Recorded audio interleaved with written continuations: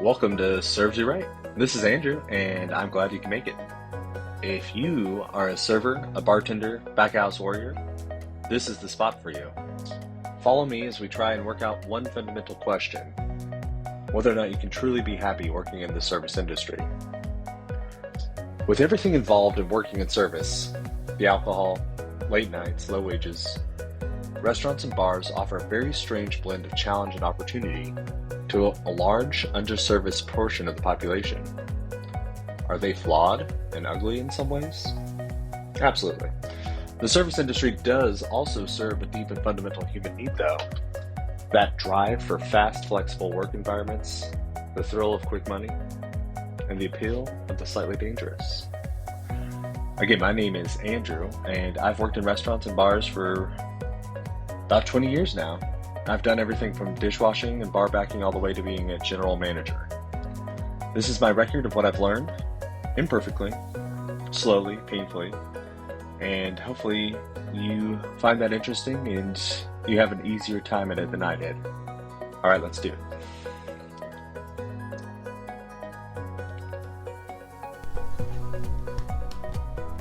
Thank you for tuning in again. My name is Andrew, and today we got to talk to James Selby. So, James Selby and I worked together for years in Santa Fe, New Mexico. James was always one of the best wine distributors and wine reps that I ever knew. Expect to learn in this conversation what kind of hours you would expect to work in a wine distribution job. We talk about 40-hour work weeks and how they're kind of a thing of the past. I really particularly enjoyed his discussion of how much his journey and exploration of the Loire Valley really impressed him and changed his career trajectory. And we don't shy away from talking about the darker side of hospitality too, the addiction, the burnout, redemption. It's not all bad though. We do talk about some of his proud moments at the compound, including a moment when a couple highly praise his service, some of the best they've ever had. His words, not mine. We do talk about why he quit working in restaurants in the past, and some of his thoughts on the nobility of service, and some of his hopes and dreams for the future. Mentoring the next generation and seeing the next generation of young rising stars come up.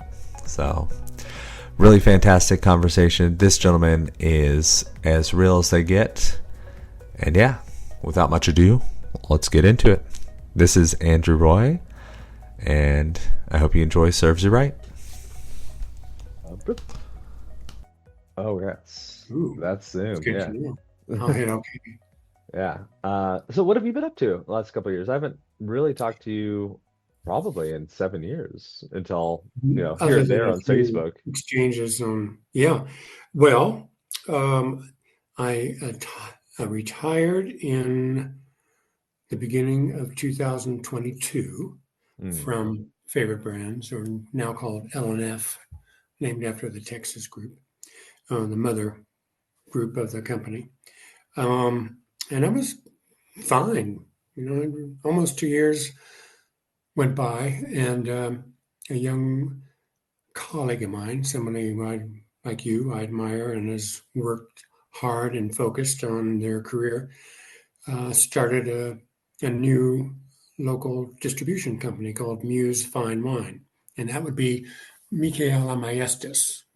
You may have, I think she Oh, remembers you from she classes and she was in bartending. La Casa Cena originally, right? That's where I met her, She or she works a lot of places, and um, I first met her. She was at Rancho Encantado, Four Seasons, or I think it was the other hotel at that time, but out there bartending. And I remember walking in and saying hi to her, greeting her, waiting to meet with somebody. And I thought, man, this woman has her lights on. And turns out, flash forward 20 years, well, maybe 15 years. Um, she ended up being the GM at Maze, which was um, Charles Dale's restaurant downtown. And then she worked for several other restaurants. And she went to work for a local distributor here, Fiasco, both as a salesperson, and later moved to the back of the house, all within the goal that she had to start a distribution company. So she approached me fall of 23 and asked if I would consider helping her get the company started. And because I admire her as I admire you, and I'll stop blowing smoke up. But, I do, and that's why I'm on this podcast with you. And that gets to some of the things I want to talk about in terms of the joy of watching people like you and Michaela grow as professionals in hospitality, which I think is, as you have aptly named your podcast, Serve You Right. Anyway, I agreed and I said, I'll give you at least a year. And that was about not quite a year and a half ago. And I'm about to start stepping back from it a bit now that she's sort of established. And, I am old and I've got things I need to do and want to do, should do. And, things your wife expects you to do. Yeah, Yes. my wife expects me to do. And the joke was originally this was going to be part-time, and it is. And we can get to that later when we talk about the realities of the business. But my wife looked at the first paycheck I got and she said, "You're putting in a lot of time for this." And I said, "Look, for me, 40 hours a week is part-time."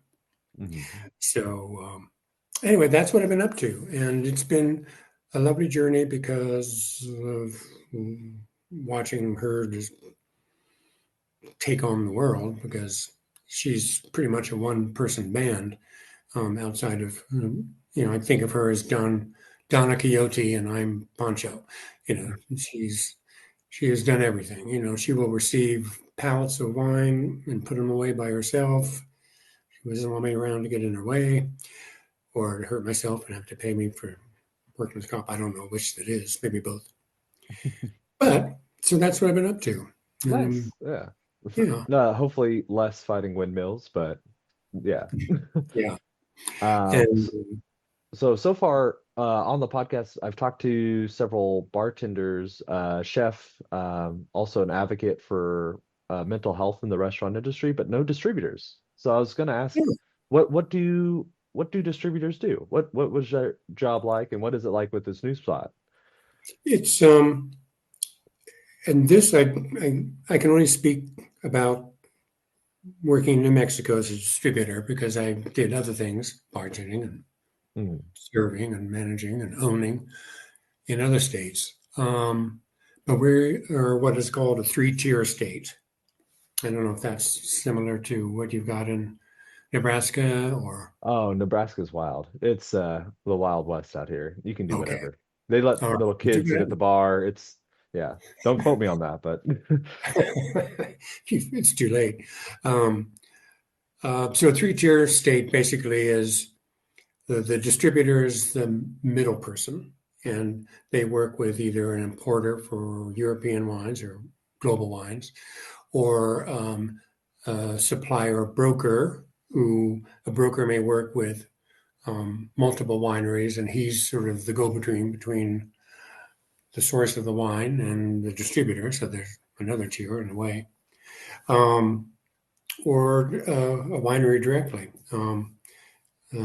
Generally, that would mean something domestic. Like Muse now works with a wonderful winery in Oregon called 100 Suns.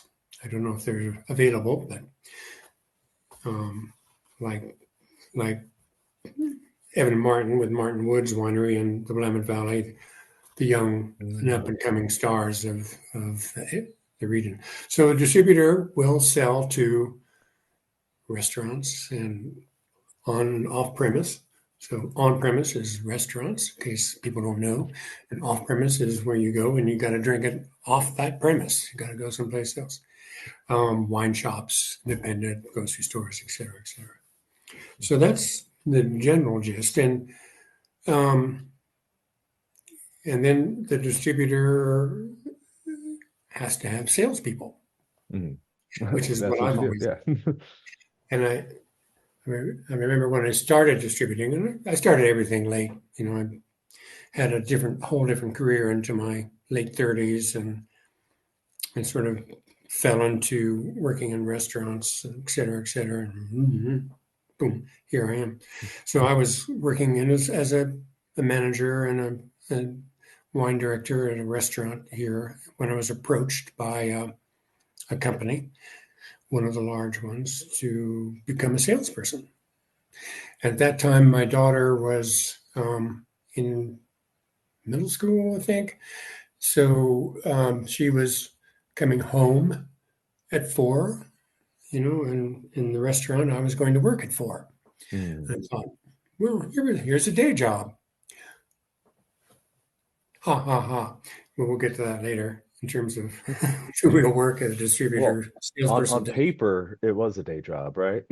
Yeah, yeah. Yes. And for the most part, it can be, but um, so yeah, that's how I got into distributing. Was that Yeah. the question? Well, Long answers. that's the question Forgotten that it. emerged as you were talking about it. Yeah. Okay, excellent.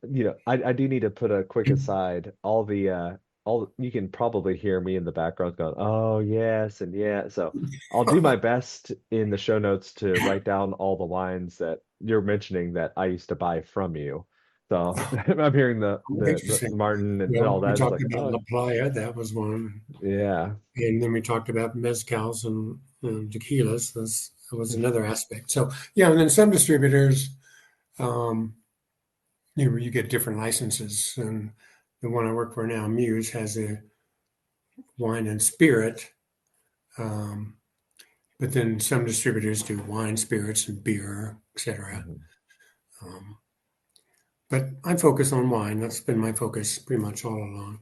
Well, I mean, it's such a broad topic. It's something that if you're good at, you can really nail down and do it well. And yeah, Well, yeah, it's you mean wine is by itself is a broad topic. oh yeah, yeah. Yeah. Oh, yeah. Well, you are an example of those up and comings, up and runnings, up and already doing professionals that have trained with that goal in mind. For me, it was kind of like, oh, I'm managing a restaurant. Oh, you need me to order wine. Oh, okay. So I kind of, as I mentioned, as we were discussing earlier, sort of learned by working the ropes rather than organized programs or certifications, which, if I were had this knowledge and went back to that square, I would have definitely done what you and Mikael has done too. Um, and we have a young man in Tice,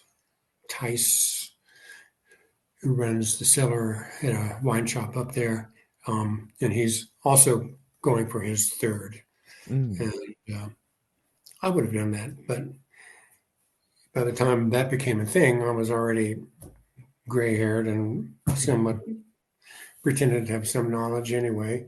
But and I know this may be jumping around to different questions you had, but No, please. one of the great satisfactions of working in the wine industry is wine, not drinking it, not excluding it, but the study of it and the study of that never stops. And even as I retired and I was doing some weekend wine tastings at a Royal Vino, a really fine wine shop and restaurant here. When I retired, the owner, Brian Boxton, said, well, why don't you do our Saturday tastings? We're going to, the pandemic is over and we're going to start those up again. So I said, okay. So every Saturday, almost for 3 years, I've been doing a consumer tasting for a couple hours at the wine shop there. And what's great about that is I've got homework to do every week. I've got to study each wine. And even though I may have already studied that wine some months ago, I've got to restudy that wine. And then there's other things to study. There's soils. Well, that's a huge topic, right? And then Yeah. whole cluster and STEM inclusion. I found out not that long ago that it's not just STEM inclusion. There's there's the main stem, that comes off of the vine, the main vine, and then Mm. there's the stem that goes to the little bunch, and then there's the little individual stems that go to each grape, and each one of those provides something different in the grape and the wine, in terms of the fermentation. So, like I said, it's a lifelong study, and especially if you're passionate about it, it's fascinating and For sure. continuous. Yeah. No, and there is something that's really lovely about wine. There's a communal aspect to it. You know, Well, yeah, the other beverages, you have spirits, it's like a cocktail, and there can be some conviviality at a bar with that.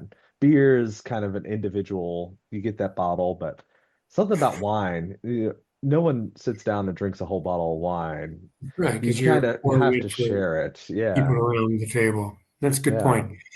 And then with booze, it's communal until you get to your third drink, and then and beer, you got to go pee a lot. So I don't know.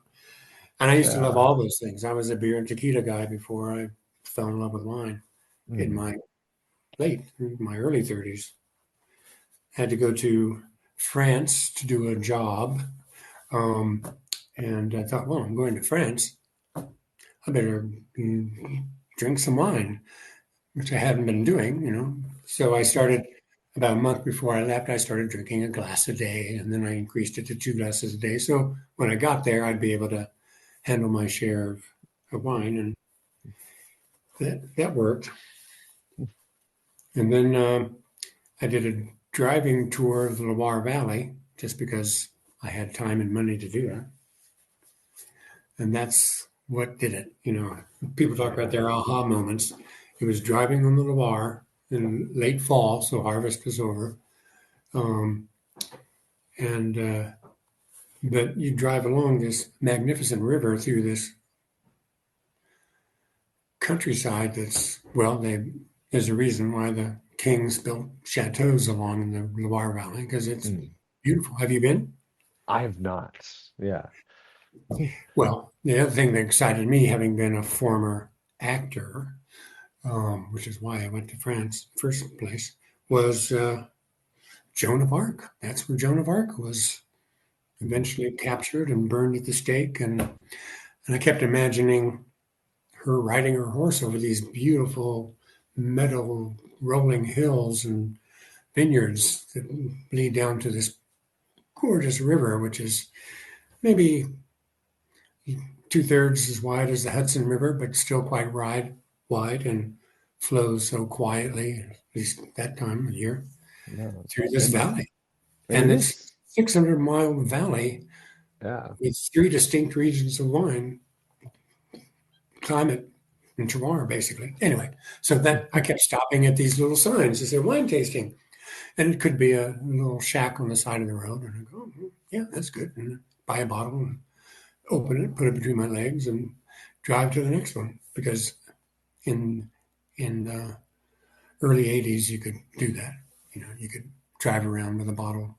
Well, I don't know if it was legal, but that's You still can. It just may not be legal. Yeah. I don't know. Uh, Maybe New Orleans. yeah.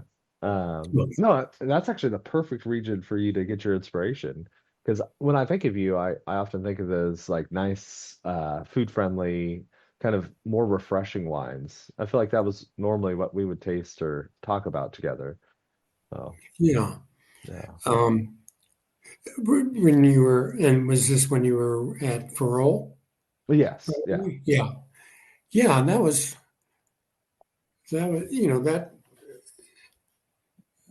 it was funny.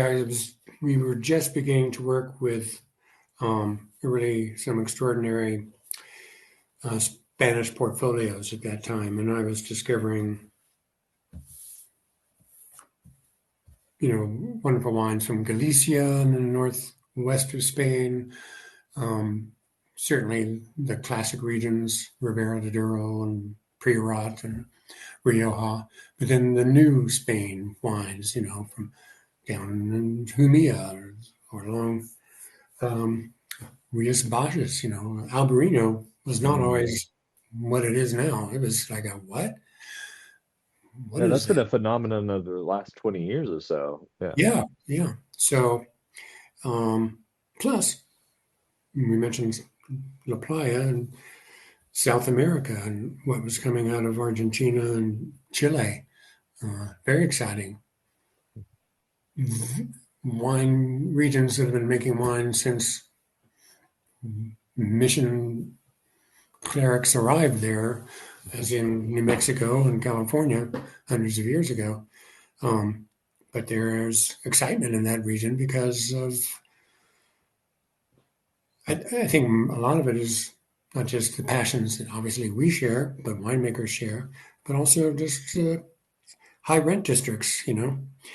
You're getting wines made in Monterey and even in suburbs of Los Angeles and San Diego, and um, that are out of the Gold Coast of California, Napa, Sonoma, Right. um, and even the Willamette Valley. When I worked at the compound as the wine buyer, and that would have been 2000, mid 2000s. I worked for a general manager that would not allow Willamette Valley wine on the list because he thought they were inferior, and he said that if you wanted to drink Pinot or Chardonnay, if you want to drink those, get them from Burgundy. We don't want anything from Willamette Valley. So the day he was fired, I put 6 on the list, um, and haven't looked back because I lived in Portland for a number of years and worked there and spent a lot of time in the wine valley and with winemakers at that time. Um, it's all I follow a blog newsletter from the Willamette Valley now. When I left the Willamette Valley in 2003 to move back to Santa Fe, because I left New York, ended up staying in Santa Fe, intending to go to Los Angeles to do the same crap I was doing in New York, which was, working in restaurants and trying to get acting work. But I stuck in Santa Fe, and that's where I met my wife, Leslie, and our daughter was born. A few years later, still a bit antsy being the New Yorker that I had turned into for a while, we moved to Portland and then got into Santa Fe's answer to New York. Yes. right. And there's sort of a underground railroad of people who say, "I'm going to move to Portland," and then they go, "Oh, Portland is rainy. I'm going to move back to Santa Fe. Ooh, Santa Fe is kind of quiet. I'm going to move back to Portland," or other places like Tulsa, and Yeah. which is I know a coming place. I grew up in Kansas, but I didn't spend very much time in Oklahoma because we had Kansas and you had Oklahoma, and they're kind of the same, semi-square, hot, humid. Right in the middle. Yeah. Yeah, Well, hey, Jim, you've mentioned a couple times some past jobs and things you've done. Is there any way I could ask you to kind of give an overview of what you've done in the past? Some of your jobs, places you've lived. I'm very sure. interested. I don't remember in depth what all happened with the acting career. So, Oh well, yeah, yeah. I've been reading there this long ago. Um, I forget whose joke it is. Somebody's joke was, "I started out as a child, and then blah, blah, blah, blah." Yeah, well, I grew up in a farm ranch in Kansas, and as soon as I was um, able to get it to avoid the draft, because I was in the first draft for Vietnam, and I got a very low number. So had I not had a problem with my physical, I would have been over there. And as soon as I could, I graduated from college and had a car packed and went to New York to study and work as an actor. And I did. And yeah, I had some good success. And um, I like to say I went to New York to become a star, but when I got there, I wanted to become an actor. And that's kind of what it was. I mean, a star would have been a different route. And I flew pretty close to the sun a few times. I um, worked and mostly made my living as an actor for over 20 years there.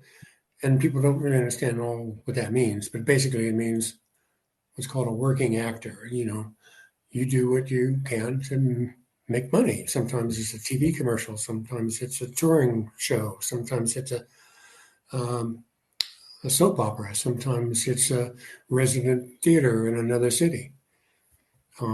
Anyway, that was going along. Um, we don't have time to get into what changed my mind, but you start out at 20 with one set of desires and wishes, and you wake up at 40 and you think, I don't know that I still have that same desire and wish. So I said, I'll try stopping acting and see how that goes. And it went fine. I missed much of it, um, mostly the literature. As when I retired from selling wine, I missed the study of wine. So something like that. And one of the questions you were thinking of addressing was Hmm. what I love about the business and or hate about the business of distribution, particularly, was what I love is the people, you know, and the people that make the wine, the people that buy the wine, like yourself, people that are passionate about wine. That's the big part of it. Yeah, I happened to work in a play, and when it closed, the producer owned a couple of restaurants in New York, and he said, "Do you need a job?" I said, "Well, yeah, I need a job." And thank God for employment. That is the the lifeline for an actor that goes in and out of jobs over the years, because you can keep that perpetually rolling. At least in my day, you could. And as long as you worked for 20 weeks as an actor in a year, at minimum, then you could keep your unemployment going, and that's kind of what I would do. Um, but he said, "Well, I've got a bar in Greenwich Village, and we'll get you a job there. We'll teach you how to bartend." So I feel so sorry for the bartenders that had to teach me how to bartend, because here I was, the sort of golden boy of this producer, owner of the restaurant, and they were stuck teaching me how to bartend. Hmm. Anyway, I did that.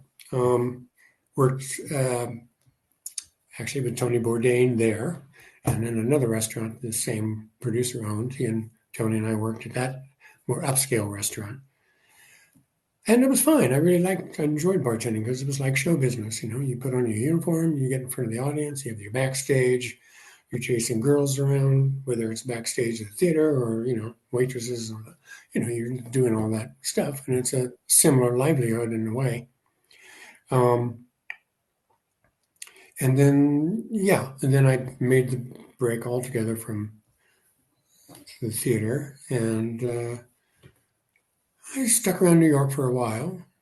I found I'd done some summer stock in upstate New York, and I found a little getaway place that I would go to on my days off. And I thought, well, if I'm spending all my days off in my little fall, spring place, um, why am I still in New York? I'm not acting. I don't need to be in New York. I could be anywhere. So I, but I did while I was in New York. And my last job was at that time, maybe ever, the largest wine bar in the world. It was called the Soho Kitchen and Bar in Soho.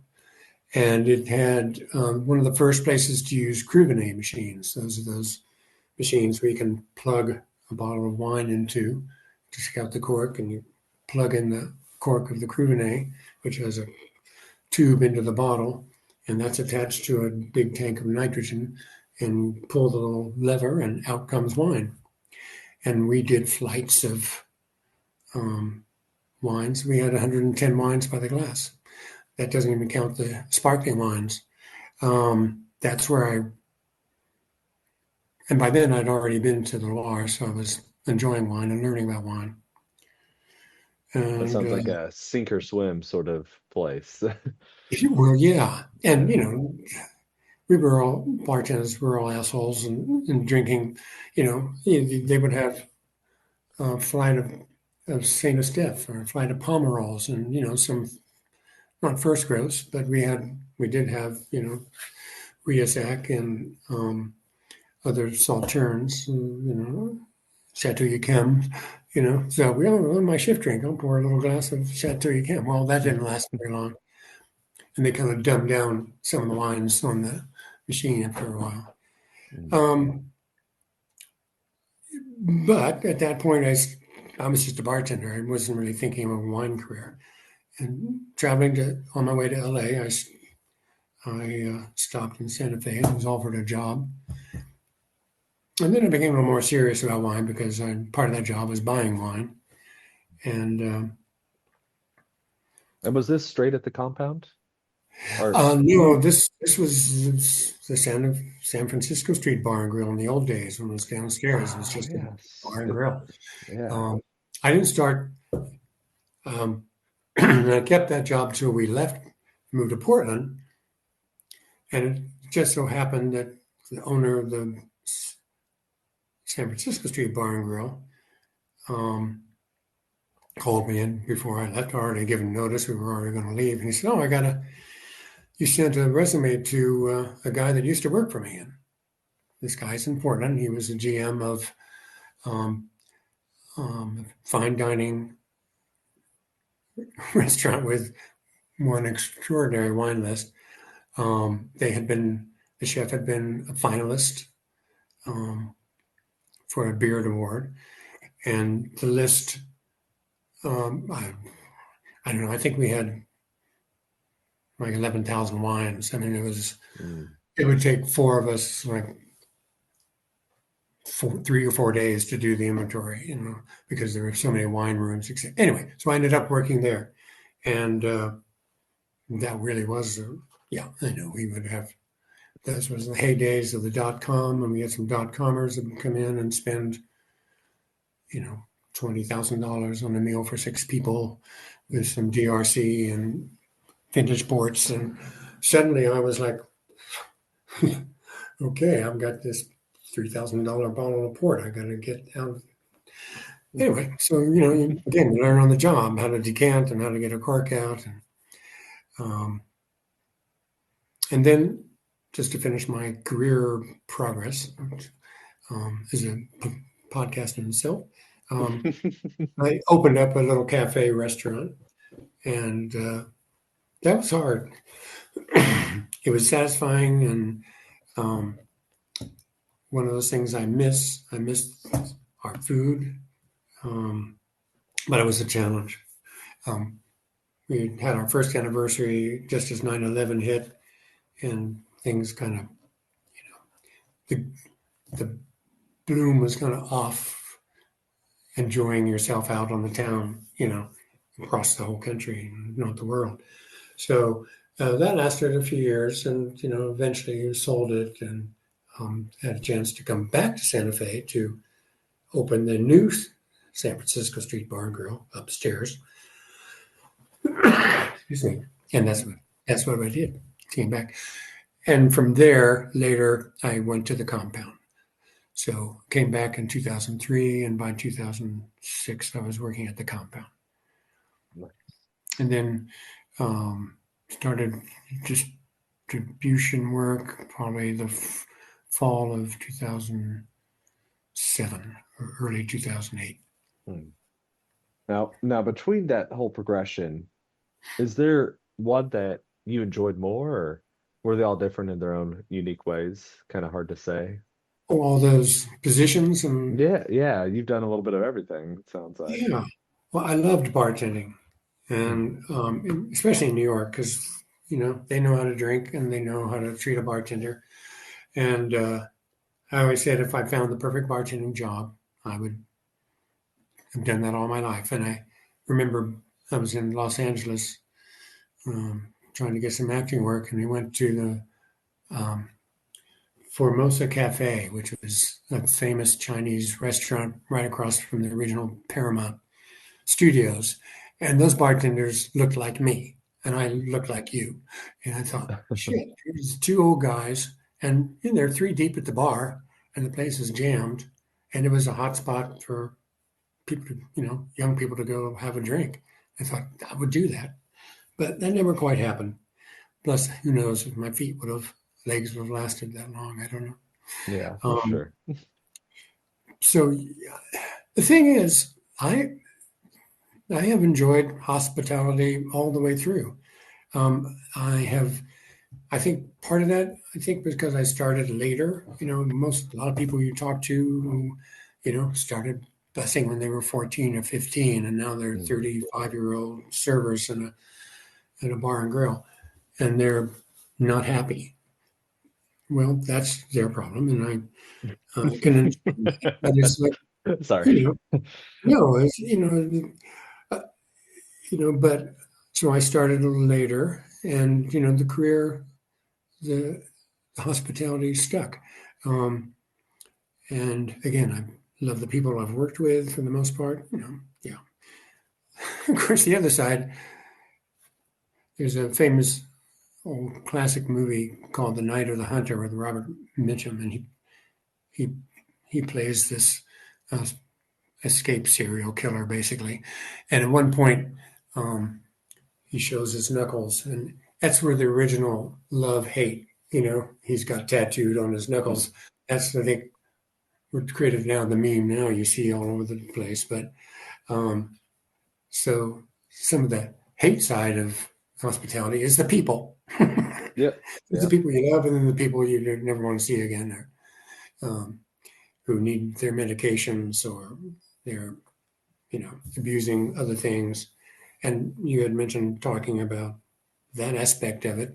It's, Right.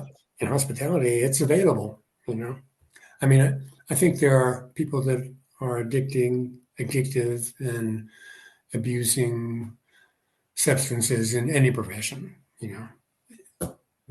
Whether they're teachers or Yeah. Human Wall beings are going to be human beings. Yeah, Yeah. they're going to be there. But it is, it's cheaper if you're in the restaurant business because it's available for the most part. Or And yeah, I've had my issues where I felt like, I gotta stop. And so there's a couple times when I've stopped imbibing. And one time it wasn't because I was having any problem. I was at a wine festival, and I was just enjoying myself. I wasn't like, sometimes that can get kind of loose and wild. Mhm. But I came back from it thinking, nothing really tasted good to me during that whole festival, and there were some great things. So, and then as the days went by, wine just did not appeal to me.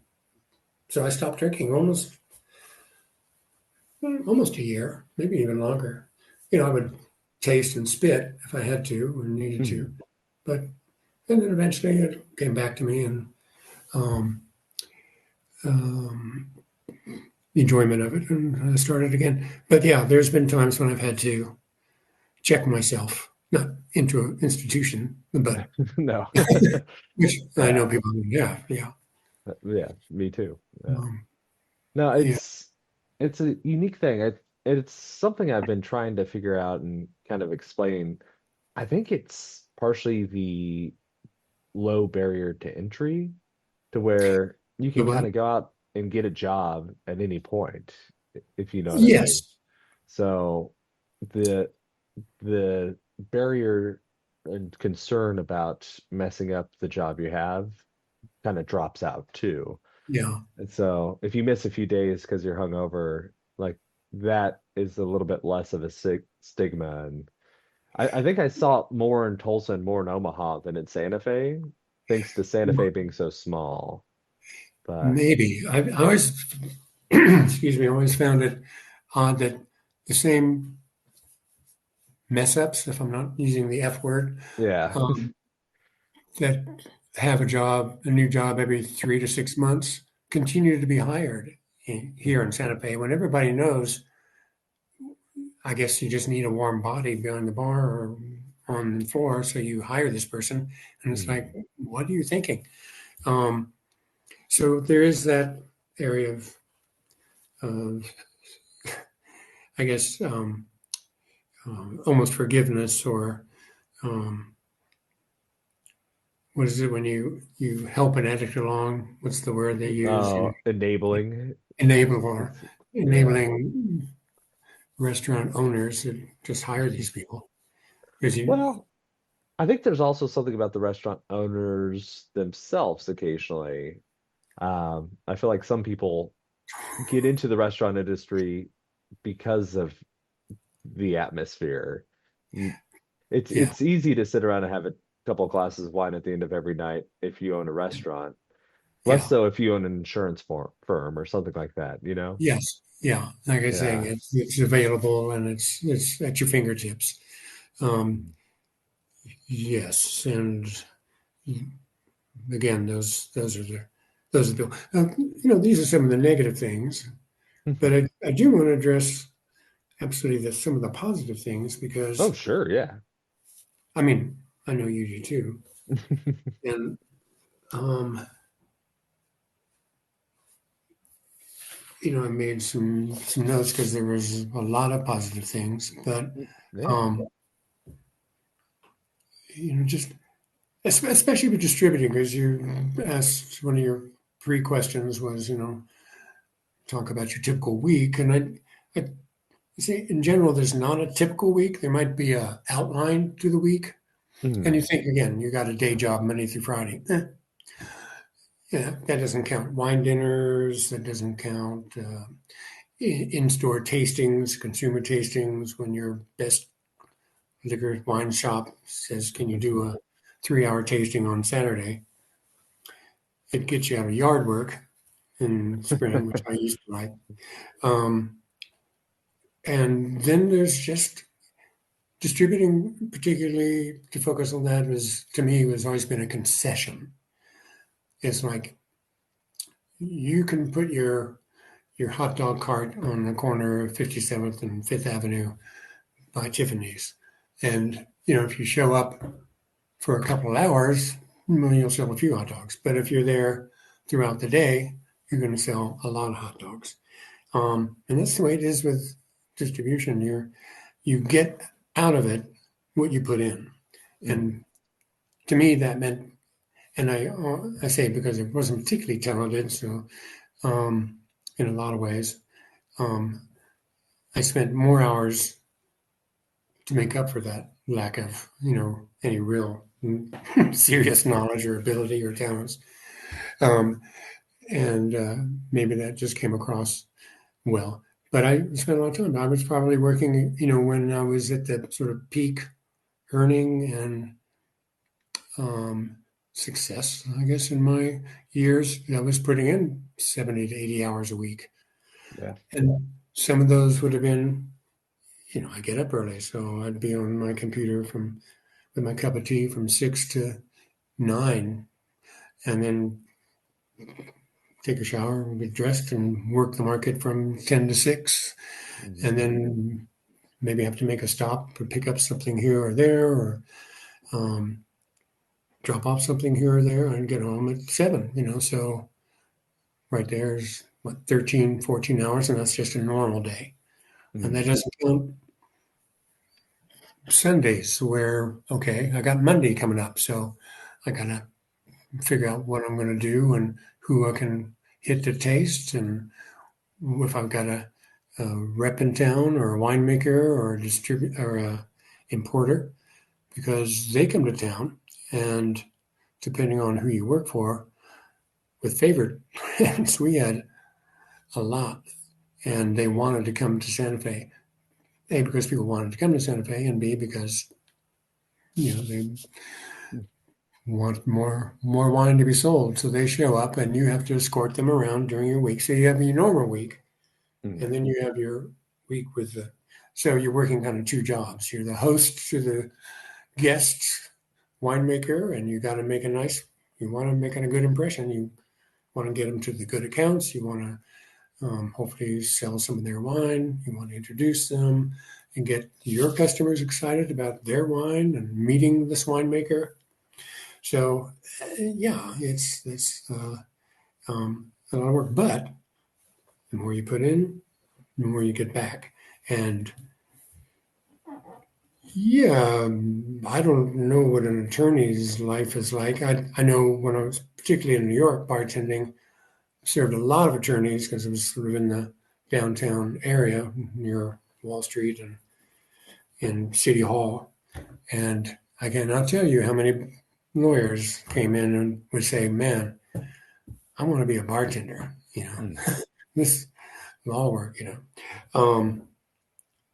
And I think there's it kind of depends on where you are in your career as a lawyer. If you're starting out as an associate, you're going to work your 80 hours, 90 hours a week too. And it's the same, as you get more experience, you can kind of control some of that and funnel it into, Yeah. knowing your accounts. And I do think, I really like what you said there, the variability of it and all those examples you gave. That is a big plus. That's something, my wife, she wanted me to say hi, so I didn't want to forget. Oh, hi, Ann. Yes. Yeah, So wonderful human. she got out of restaurants and she's actually production coordinator for a casino now. Works from home, but there's this regularity to her hours and what she does. And she's Yes. 40 hours a week and that's it. And Yeah. like you shall not pass the lines and And she's it's remote, right? So that's what yep. my wife does for an attorney, and that she still works for when she worked for him when he lived in Portland. But you Mhm. got to be disciplined to do that. And I'm sure Ann is. And Leslie is, yeah, she'll spend her 67 hours, but then she'll jump up and do a load of laundry, or she'll jump out and, do a little gardening and get back, or she'll run in and do an errand and come back. Yes. Or she'll get down on her yoga mat and do her exercises. I probably, that would be harder for me to do. So, um, Well, I see in myself the possibility of future where I didn't end up in restaurants, but I ended up as like an accountant. And I could see really, that oh, our, lawyers use something intellectual that is a yeah. lot of reading and math and just kind of What boring. about, And what I could about see, consulting? oh, I mean, maybe, but I don't know if that's as much a thing as it used to be, and it requires, you know, also some travel and also some time, depending on the jobs. But I've I've worked with several people who were restaurant consultants, and they would come in, help a restaurant get launched, help a build out, design a bar, for instance. I always thought that was the worst part about taking a bartender job in any restaurant, let alone a new one, was that somebody obviously never worked behind a bar when they built this bar. Um, just a complete mess. So I had an old bartender friend that did that for a number of years. He would design, consult on building bars, and there's other kinds of consulting, but um, well, I was more saying I could see a future if I'd never worked in restaurants there. I would have worked a job without human interaction, without variability, and oh, I I see. like ended up a very You're boring not and bored not leaning in person. that Yes. direction now. I see. I see. No, no, Poor yeah, Andrew's going to be an accountant, but no. no. Yeah, I don't know what I would have done. I mean, I was at a crossroads because I'd been focused as a career as in acting, and then there was in. But you were right. I thought I'm tall, well spoken. I can get a job anywhere as a bartender, and that's pretty much what I did. And then got more serious about it. Yeah. Um, Well, there's something inherently exciting, I think, and fun in restaurants, even if they do have the long hours and all the extra stuff that comes along, it's true. where other jobs, I mean, every job has its own thing, right? And Yeah, there's something that's not going to be good, but yeah. yeah. Like I said, it's kind of like show business. You're on stage for several hours, and then you can go back to the waiter station and say, "Oh my God, I just got ripped off. And those people don't know what they're doing, but they won't stop." Anyway, and it can be fun, and yeah, it can be long. And again, if you're a server, there are a few of those, and I And I know I met a couple of them when I was recently in Atlanta and went to one of the classic diners that Martin Luther King would go to and Jimmy Carter would go to, and that waitress seemed to have the right end of the stick because she wasn't, she was joyful and helpful and cheerful. And, she's been working in that place since she was probably 18 years old. And now she was probably closer to retirement age. Um, and that's great. That's one of those jobs, But if you're working doubles, yeah, the thing about doubles is you got to change your shoes between the shifts. That's what I would recommend. And I found in my doubles, like the compound in those years, they had a tile floor. So now they have Uh, carpet. In those days, a tile floor and you're there from 10 in the morning until 12 at night. Yeah, mhm. change your shoes. Um, Yeah, I do the 10-hour shifts in dress shoes, so I don't know right. where I would keep a change of shoes. Well, yeah, you got to find time to just do it. Um, um, Is there anything that ties together the people that you've seen do well in this industry? it ties together the people I what? Have seen do well in this industry? Oh, Common characteristics or passion is one, but it doesn't have to be. I mean, you can have a career in hospitality and just have a business mind, like Danny Meyer.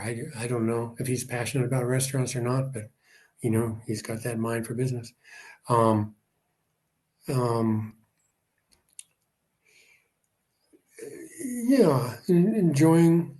Again, I think you've got to enjoy people because it is a people business. Mhm. And there's another aspect that you brought up about the nobility of service. And I follow Aldo Sohm, who's the wine director at La Bernardin and has his own wine bar in New York. Okay. He's on Instagram.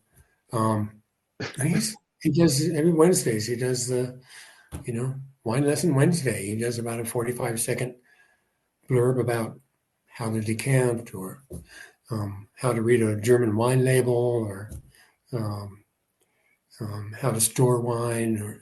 And he seems to be the real deal. Well, he is the real deal. He's at the top of his profession.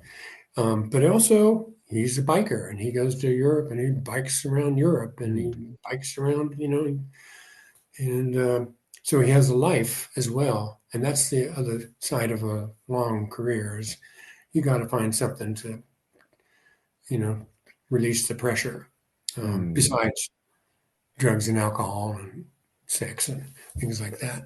Um, and for me, at one point, it was, it still is a bit, but writing, I was back here opening a new restaurant and pressure was immense. And um, that's, I think, the hardest thing in the industry is to open a new restaurant. Um, it can For be, some reason, I've done it several times. I don't know why. yeah. And do you find it as difficult Uh, and stressing as, every time I remind myself I shouldn't do it again, and then I do it again. Yeah, yeah, yeah. Well, sometimes you have to, and it's exciting. Yeah. it can be exciting, and especially when you get launched. Um, but so I found if I got up, 45 minutes earlier and spent some time just jotting down some things just for my personal self, um, that helped. And Mhm. I find that and it's exercise too, and it's hard to get that lesson across to sometimes young people who don't necessarily need to exercise because they're young, they're Mhm. 22, 23. They can drink, I did, drink all night long, get 2 hours of sleep, go to an exercise class and go work a double and do it all over again. But, Oh, I as you, miss those days. it can't be too far behind you. Yeah. But yeah, take care of yourself mentally and whatever it is, whether it's, Mhm. exercising or meditating or going to an art museum, do something, Well, that's to, yeah, that's really cool. Actually, I don't think I've talked to anyone about this, but a couple years ago, I read a book, Storyworthy by Matthew Dix, and he actually recommends a daily writing practice Oh, in that. And he name again? it's Storyworthy, Story Matt worthy. Matthew Dix. So Okay.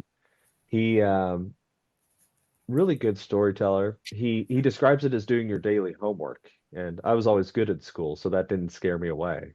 So Yeah, good. I just write a Yeah, couple like quick nonsense things, and sometimes right. type, sometimes longhand, but Right. Just yeah. take those take that time to record some. This is a creative business, and Mm. when you're working in it, you got to focus your creativity mostly on the business, whether you're a server or you're a SOM or a manager, um, and it's nice to be able to apply that creativity, imagination, and the spark of life, spark of the human spirit, life Yeah. force. And not only that, sometimes the emotions that arise from interacting with other humans, and a few of the notes are like, Sarah said that Jamie's, yeah, and it's all the things that I couldn't say out loud to coworkers or colleagues. And yes, so Yeah, there's a yeah, record of that present somewhere. and bouncing around now as we are. I mean, I also just you asked me about proud moments I was going to ask, in yeah, my yeah. career, and one of them was just simple. I was working at the compound as the wine director, and had this couple that would come in pretty regularly. I think they traveled, but they would be in once a month and Mhm. twice a month, maybe. They always requested the same table, and um, actually, when I first met them, I was just a captain. I wasn't doing the wine service yet, but they always requested me, and this went on, a year or so, and I would serve them. And at one point, I had become um, the manager and wine director, which is, gosh, too bad. The best was when I was just the wine director. That was a golden period. But then when I had to both be the GM and the wine director, that was quite as much fun and much more work. But I was serving them one night, and they liked Burgundy, some kind of premier cru, or maybe the Grand Cru, and I was serving them, and we were just chatting, and we chat briefly when they would come in, but nothing out of the ordinary, and um, they were world travelers, and the gentleman, he kind of reminded me of Harry Dean Stanton, if Harry Dean Stanton were a gentleman of the world as opposed to the kind of scrabbly artist that he was, and she was quite a beauty, a little bit younger than he was, but both just lovely human beings. And he said, we eat all over the world. That's what we do. We travel and we dine in restaurants. And he said, we've never had a server or better service from anyone better than yourself. Mm. And I thought, wow, you know, I had some experience at fine dining and other things. And of course, but that to me was, I'm choked up, not because of that, well, a little bit, but Yeah. that to me was a really proud moment of having received that kind of. They didn't have to tell me that, they always left a good tip and whatever, and I enjoyed that. But that was a moment that I continue to carry with me because that's the thing about this business, the hospitality business, and whether it's Aldo Somm, who's Austrian, I think originally, and probably went up the ranks through that kind of schooling that they, The European in nobility, Europe, yes. it's a respected profession, and it can be here too. And I get sorry and disappointed sometimes when I see people that I understand not choosing it as a profession, and when you're just trying to get through college and get on to something else. But I guess I was pretty disappointed during the pandemic, when there was such backlash of from servers about working in restaurants and about how badly they were treated and how poorly the industry treats people, et cetera, et cetera. And there are instances of that, and there certainly are instances of abuse, sexual and otherwise. But I thought, wow, here you have a chance to work 6 or 7 hours a night if you're a server, or maybe longer, 8 or 10 if you're a bartender. Make a really good living, working 3 to 4, maybe 5 nights a week if you need more money, and go away and come back. Yeah, maybe you don't have insurance, unless you're in a management position, but you also don't have many other restrictions or ties to it. It's an opportunity. You don't have to do it. You don't have but it's paying your rent and allowing you to go to school or to ski during the day if that's what your passion is. But I don't know if were you in Oklahoma during the height of the COVID? I was in Tulsa. Yeah. Did you experience that kind of lashing back, and especially on social media? I saw a lot of it. I think that from what I could see, a lot of it was a little more intense in Santa Fe, because Hmm. at least I had the benefit of having a lot more of Texas and Oklahoma in my feed, just because I grew up there and then lived in Oklahoma at the time. Okay. Um, I think in New Mexico, there's kind of a sense that that's largely the only option for a large portion of the population because it is so tourist driven. A lot of the other industries don't That's have a true. lot of options. That could be true. Um, And also, I don't know what the minimum wage was in other states. It was pretty low, mhm. you know. So, but your tips, the system was your tips would amount to more than a minimum wage. So you were earning more than a minimum wage in airline. Anyway, I, I saw some restaurant owners sort of vilified or Mhm. in places I thought that was unfair. Oh yeah. Uh, And just to be fair, I did have even my share of people that had issues or a little trepidation, a little re hesitancy in coming back. And like I yeah, get it. It was a period. So I got into the advanced test during that same time and I canceled because it wasn't clear what was going to happen. And so I pushed it back a year because wow, because at the you had beginning, to be around. yeah, well, they were having it, I think it was May or June, and I just you don't know. And everything was shutting down. I didn't know if I'd have a job at the beginning, like most people. Yeah, yeah, that There was was a lot. I think yeah, people fear uncertainty more than a lot of things. And if there's one thing about COVID, it was a lot of uncertain for a yeah, long and time.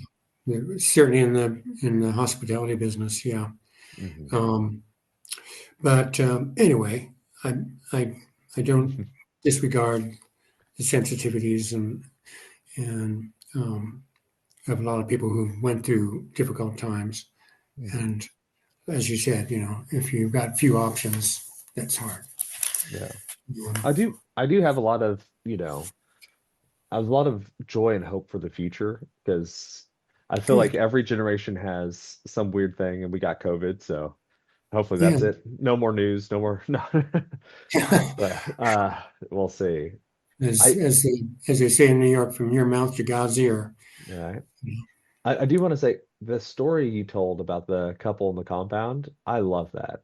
Oh, That's thank you you. know, I feel like a large portion of the modern era is just looking for people to actually pay attention to them, for someone to see them and actually Yeah. be there with them. And so I feel And like when have they an, see someone like you. have an equal exchange in a way of humanity. That's kind Mhm. of my new thing of calling people a good human. Um, but thank you. Yeah. I Well, appreciate it. even more today, 20 years later, we're all so in our heads and we're got our iPhones right here and yeah, it seems like just getting out a little bit and paying attention to the other person is half the battle. Yeah. Yeah. And I think that goes for not just our work or anyone's work, but also, when you're in the grocery store or you're, you know, shopping for a t-shirt or something, to, Well, I don't want to be disrespectful of your time. Do I have time for one more question or? sure, sure. Sure. If I you, was wondering, where do you think you would have ended up, or do you think things would have been different had you not met your wife? oh, that is some, honestly, someone should do a podcast called That's a Good Question. Maybe somebody has. Um, Probably everything's been thought of. Um, I've, I've I got really lucky meeting the woman I've met, Leslie. She is a human dynamo. She's brilliant. She's funny. She has been an amazing mother to our kid, and um, she's a bit younger, so she's still working full time. That's why she's in Portland at a law firm, um, and it's hard. She's working hard, but she wakes up generally cheerful if she's had a good night's sleep, and just dives into it. I'm To be more specific, if it hadn't been Leslie, yeah, I've been lucky in my life with gravitating to good partners, and who knows? I, I don't expect it would have changed my career at all. Um, Whether I would have stayed in Santa Fe or come back after we left, I don't know.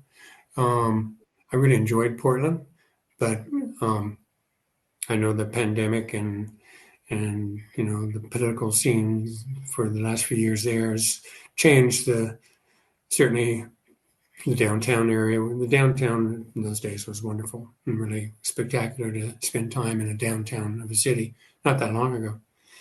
Um, but yeah, and then I became at one point. I remember asking her again. She was younger and just over 30, and when we met, and we turned 30 after we met, and I said, "Well, do you want to do some traveling?" Because she hadn't done much traveling, and I hadn't done that much, but um, or do you want to have a kid? And she thought for a while. She said, "I think I want to have a kid." So that who knows if I'd been a father, which has been really satisfactory, um, the greatest privilege in a life, and there's many privileges to be had in any life, but this has been one of them. So I don't know. I don't It's think. hard to can't split test life, right? Yeah, yeah. Um, well, another compliment in my career is having you contact me and said, "Hey, I want to talk to you." Yeah. Me? You sure? I know. You may go back over this and say, "Oh, No. delete, delete, delete, cut, cut, cut." But um, No, I feel like, I've always had the greatest respect for you, so thank you thank you. for making the time. And It's been mutual because, again, that's what excites me about having achieved this. A man of a certain age, as my nephew says, and seeing people like you and Michaela and others. There's a young guy here named Simon who's doing the right thing, and that's, you're the professionals. You will be driving the profession and the industry from here on, and that's very gratifying to see. yeah. And good for you for um, achieving it because it takes work. Well, all the tastings that you held definitely helped, especially with my studies back in the day. All the Well, uh all the times you sat at the bar at Elf Roll and had a bite to eat definitely helped out too. I know those were some good connections too. Yeah. Well, All right. hey, I'm not gonna hold on to you all day. Yeah, so I'm gonna let you have a good Like day. Is it who held on to who, so uh uh hey, it's if you ever want to talk, feel free to reach out and thanks for taking the time to sit down and Okay. chat with us. Yeah, we'll keep the connection going. Thanks. Talk to Okay. you soon, James. Bye, Benny. Hey, thank you for taking the time to listen. If you enjoyed this today, please leave a review. Even just one moment to like the podcast really helps other people discover our show. Hopefully people that need to hear this message find this.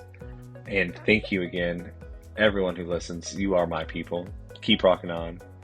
Have a great service. Please come check us back. We send out new episodes every Tuesday. Rock on. Cheers.